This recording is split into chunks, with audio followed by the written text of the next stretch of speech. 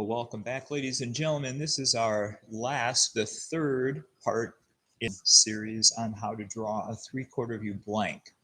A blank portrait isn't necessarily a portrait of any person in particular. It's kind of a standard face. I did some work with Bern Hogarth, not personally. I just read some of his books. And Betty Edwards drawing on the right side of the brain to give credit for where I learned a lot of these things. So I'm taking some of their work together that they did, side by side, and I'm putting it together into drawing, and it works pretty well. Now to get right into this, last time what we did was we put in the features. We saw that the features of the face, the eye, inside corner of the eye lines up about with the nostril, the middle of the eye about with the edge of the face. And to place the ear last time, remember we went inside corner of the eye to the bottom of the chin equals the inside corner of the eye to the back of the ear. Very, very important to place, very important to place that eye and the ear in the correct spots. Okay, now what we're doing is now working on the shading of this especially. Last time when we left off, we were working on the small eye. I'm going to zoom back in here, and we're going to go over to the large eye now, and we're going to work on it. So I have this handout that I'm going to fold so that we can see the large eye a little bit closer to our other large eye. So that's a little bit too close. Let's back up just a little bit. Okay, so as I'm looking here, and here's my drawing, I want to be able to put in some of these lights and darks. So I'm going to have this just off to the side. I'm just going to go big.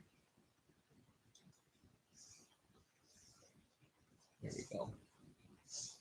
And I'm just going to draw. You're not going to see what I'm looking at here so much. It's just off to the side. But you don't need to because you have it right next to you anyway. All right, so that's about as big as I want to go. So right in here, what I'm going to do is I'm going to put in a foreshortened circle for this eye. There's the iris. I'm going to have the iris not quite touch all the way down, and there's a little bit of room on this side and a little bit more room on that side. I'm going to put in the highlight. I always like to put in the highlight, and then the pupil. The pupil here is also going to be a bit of a foreshortened circle. It's not a complete round circle because you're looking at this face from an angle just a little bit. So it's going to be a little bit foreshortened. I like to put shadows across the top of the eye like this because that upper eyelid is going to cast a shadow coming down. I like to put a darkness around the outside of my iris, and I like to use these lines like a starburst pattern that goes right into the middle to show that iris is kind of a fun way to do this. Now, it's not a real big drawing that you're doing here. It's not a very big eye, so you can do this pretty quickly. I'm going to add a little bit of shadow underneath that eyelid right there. The eyelid, the top eyelid is going to cast a shadow down. And then on the inside here, I'm just going to suggest a little bit, just suggest where that tear duct would go. Okay, so there's my eye. Across the top here, this is kind of like seasoning to taste. You can add quite a bit of shadow in here if you'd like to. I usually like to start right in here at the crease and put in some of these shadows where this eyebrow comes in. And I'm going to need to move through this kind of quickly today because we're at the 4-minute and 19 mark right now. And I want to try to get this done in another 20-minute video. Most of you are going to be drawing today kind of on your own. So here's where this is going to come around for this eye socket. Okay, the eye socket that you see right there, I've often shown you on a skull. That eye socket of a skull is going to be right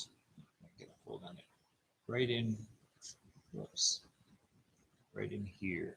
You see that eye socket on that skull. That's a piece of the bone right there that's causing that shadow. So the bone, the eye socket shadow is going to come right along here and it's going to move right down the nose. So as I move this down the nose, right along the edge of the nose, lots of times, there's a little bit of chiaroscuro. Where the light meets the dark, it's a little bit darker right there. So you can see a little bit of this chiaroscuro right at the edge. And we've done that before. We did that in Art 1A. We drew boxes and balls, and that all really was helpful. And I'm going to bring this down around the edge of the nose like this in a hook form, like we did with the Mr. Lincoln drawing in the front view blank. Now, you can take a Q-tip and you can rub that just a little bit right there and soften that, works well. Right in here, where that goes in, where the nostril hole goes in, you're going to catch a lot of shadow right there. Now, underneath here, there's a septum that runs between this nostril and the other nostril. So I'm going to leave a little bit of room there, and the bottom part of the nose comes down around there to show that. I'm going to put a little bit of the edge of the nostril right in here, just a little bit of the edge of the bottom.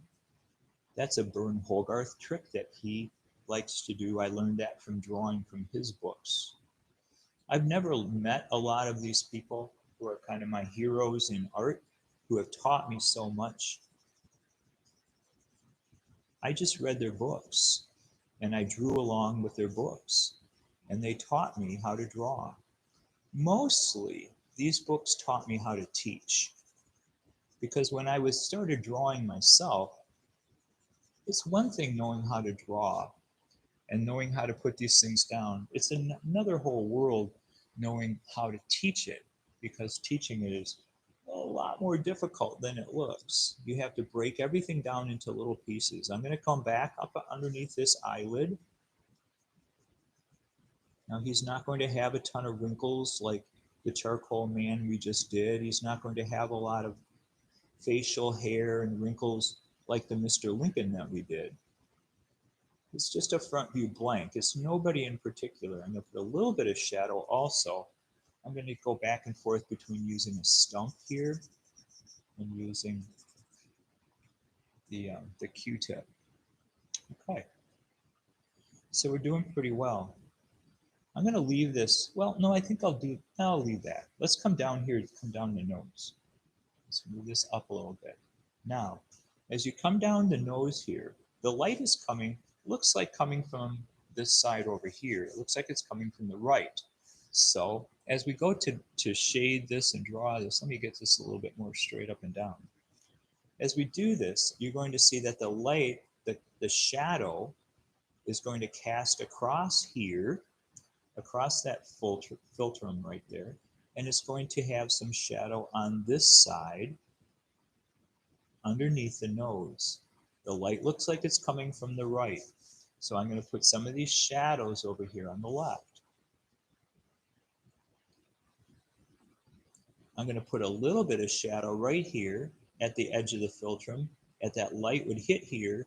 As it comes through underneath, as it ducks down there, it's going to catch a little bit of shadow. Over here, I'm going to put a little bit of the laugh line, which helps to make the barrel of the mouth. And I'm going to add just a little bit. I'm just with shading. I'm going to add a little bit to the side of the mouth here where these teeth would go. All right, moving this up just a little bit again. I'm going to put some shadows on the upper lip, because when the light comes down, the light's going to hit here. But underneath this lip, there's going to be a shadow. Here, there's going to be a shadow. Usually the upper lip is more in shadow. And here you can see it's kind of has a crease on it, actually. Usually the upper lip is more in shadow than the bottom. You can make the crease itself quite dark. Kind of comes down to a point right there where the tip of the lip comes down. Down here, it's going to catch a highlight, but there's going to be a little bit of a shadow cast from the upper lip onto the lower lip right there. And then this is going to come around like this. This is going to be a rounded area here where these muscles are. And at the very bottom of the lip, it curls under. So you're going to catch a shadow under there. And like this. Now again, you could rub this with your finger. You could rub that with a stump or with a Q-tip or with a Kleenex, anything just to soften it just slightly. That looks better. Okay. So now as we come down here, there's going to be a shadow cast from this lip down onto the chin. The chin is going to be shadowed here, kind of like a ball shape, like what we've done in the past. I'm just going to go like this, and you can use some of these angled curves. You can use surface lines. You can use your finger and rub that. Helps. Okay, down here is where the chin is. I'm going to make this a little bit darker. It's really very fun shading these once you get them in place, because now all you're doing is you're just adding more detail. You already have all of the proportions in place. Okay, coming off the top part of the nose here, I'm going to put in a laugh line here. Again, this shows the barrel of the face right in here. I'm going to add a little bit of a shadow right there. Some of those lines you can take out. Some of them maybe you want to leave in. It's all right. If you just shade over top of them, they become part of the shadows. I can use the side of my pencil down here to help that to go just a little bit faster. Okay. While I'm down here, I'm going to add some shadows down here onto the neck area. This is where that Adam's apple is going to stick out. If you remember, there are a couple muscles that come through here, your sternocleidomastoids, and you can kind of see them here just barely suggested. There's not a whole lot under here. I'm just going to suggest a little bit because I don't want to focus so much on the neck. Mostly I just want to take my pencil like this and do some shadows down there. It's kind of a triangular type of shadow. It's a little bit darker right here. You can see where that jawline casts a little bit of a shadow. I'm going to take some shadows up into the jaw and go a little bit different direction here. Now, once you get to this point right here, as I move my hand up, it's going to be a little bit more difficult to continue doing this without smearing everything. So I'm going to use a cover sheet. I'm just going to use one of these pieces of paper here that I have for a cover sheet. I'm just going to use this one and turn it upside down. As it becomes a cover sheet, then I can continue shading and I won't smear everything.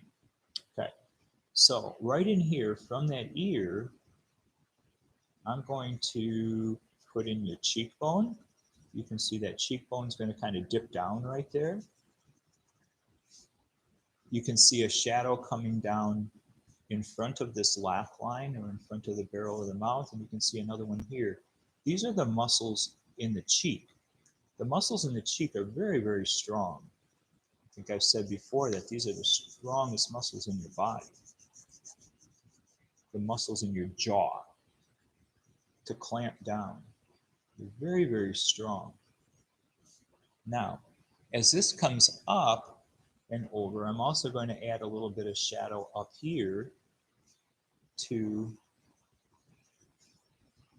I'm going to put a curve like this. I might erase some of these out a little bit. Some of those lines. I'm going to go in and work on that ear in a few minutes. But here you can see the temple comes up and around like this. It's called the temple of the face. You can use your side of your pencil there to shade that. And the temple area comes down like this, and then this is going to be part of the eye socket well, here's the eye socket, but here's going to be the eyebrow where the bone structure comes down. Okay, so what we're looking at here, when you look at it in the skull, is you're looking at this part right here called the zygomatic arch. Here's going to be part of this, uh, the eye socket around here and going up into the brow. And here's this temple area. So you can see how that looks on a skull, especially when you're looking at it 3/4 like this. So that's what we're trying to imitate there just a little bit. So that's working well.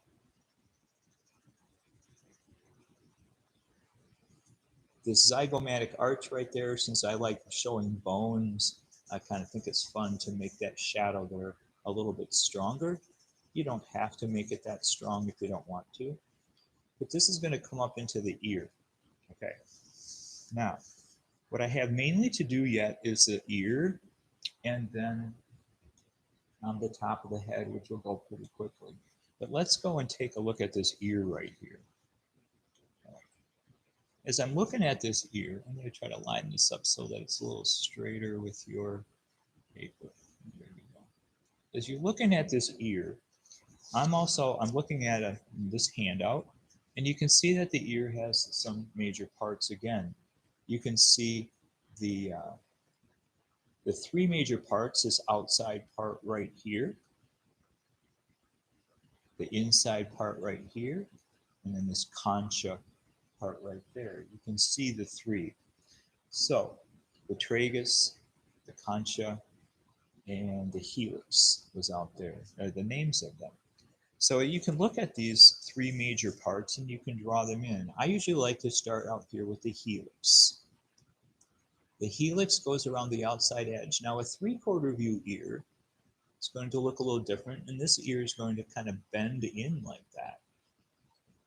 So there's the helix, and the helix comes across the back and then just kind of disappears. If you look real closely right in here, you're going to see where this little flap comes out for the tragus. And then the tragus is going to come down and spin around. Right around here is going to be this concha. The concha is going to attach those 2 together on this ear. You can see some ears it does and some it doesn't. Now we've drawn quite a few different ears together already. And you can see how each one is a little bit different. And that's kind of interesting. You have to draw and look and observe quite a few different types of ears in order to start to get an understanding of how they work. Right? You can't understand an ear just by drawing one. The more you do, the more you start to get it. Okay, so that's quite dark in there.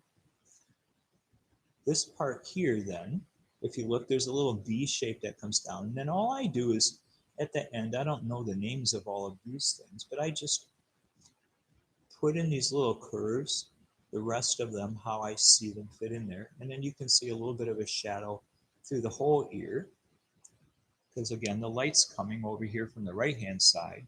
So it's not going to be super highlighted. It's on the shadowed side of the face. So you can see shadows that are going to be running all through here. And then over here you see the lobe. There's a little bit of a curve right there. And you can see this earlobe. And then behind the earlobe,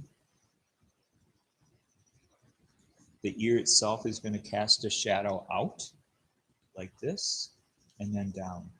I just find it's really very kind of relaxing, shading these faces and trying to make them pop, trying to make them 3-dimensional. The first couple times it can be quite frustrating, but after a while, by the time you get to the 3/4 view blank, most of my students are really starting to understand how portrait proportions work. And the only way that happens is by drawing quite a few of them. By drawing quite a few portraits, you start to get an understanding of the different views of them. So now I'm going to just take my stump, or you could take your finger or a Kleenex. I'm just going to take this and soften this a little bit here, because this whole part of the face, from here over, this whole, from my pencil over here, is all going to be in a little bit more shadow, and this side over here is going to be and a little bit more highlight. So I'm about at 20 minutes, so I want to wrap this up here real quickly. So what you can do, I'm going to take out this line here, and I'm going to add, kind of like when we did the box and the ball, up here at the top, I'm going to turn this sideways like this. And I'm just going to add some shadow. I'm going to round the top of the head here just a little bit. And I'm going to get it darker along the outside edge and get it a little bit lighter as we come in. So this video is going to be just a little bit longer than 20 minutes. The 3/4 view blank takes a while to do.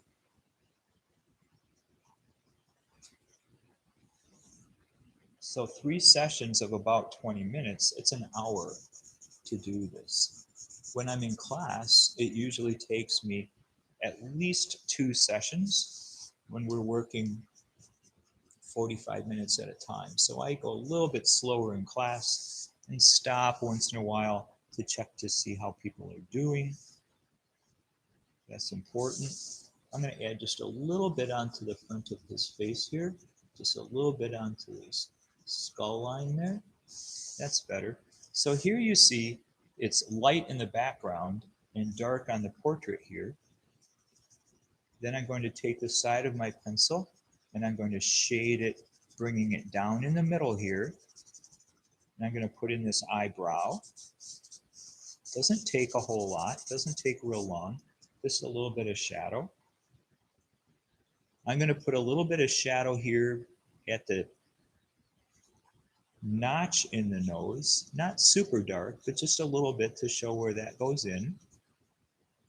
That helps. Okay. And then over here, I'm going to add a little bit of shadow to the left side of the face.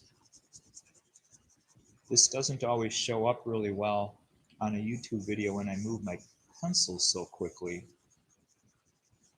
Sometimes it just blurs. But then behind here, I'm going to add a little bit of shadow right behind his head. I'm going to make that quite dark and then fade it out into light. So it's just like adding a little bit of shadow behind it in the background, just to kind of show where the edge of that head stops. I'm going to fade it out to light. You can take a stump or an eraser, or not eraser, but a Q-tip, or you could take your finger, just kind of fade that out. See, that makes that a little bit more interesting right there. If you have the edge of the head, which is maybe a 2 or a 3, and then this is darker, a 6 or 7. So it's light against dark, and then over here it's dark against light. So that gives you a little bit of definition there. That's a little bit different. And then way back here, I'm going to make this a little bit darker in the neck. You could add a little bit more shadow here under the ear.